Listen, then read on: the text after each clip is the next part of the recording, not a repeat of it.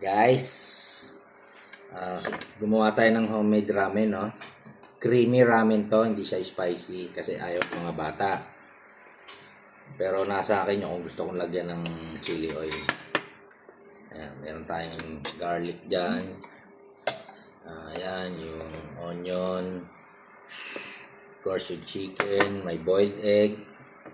At saka yung pinirito nating Shanghai. Creamy yan.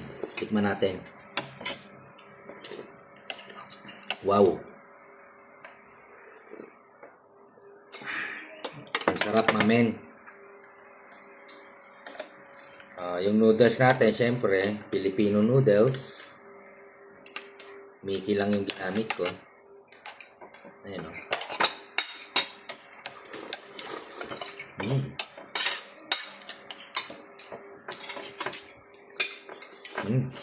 Sabaw. Kain na kayo sa inyo, guys. Lunch natin to. Kaya ako nag-ramen kasi maulan. Walang pasok mga bata.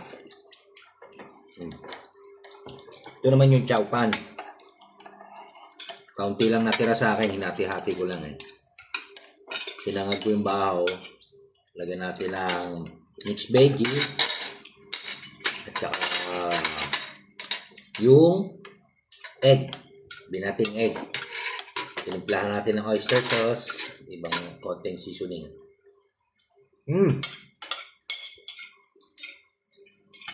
Ang sarap ng chow pan. Bagay na bagay sa ramen.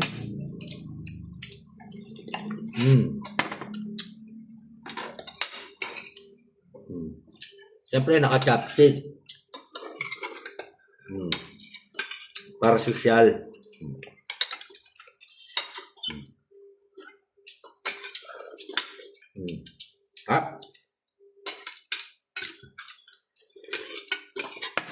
Kain na kayo sa inyo, guys. Thank you for watching.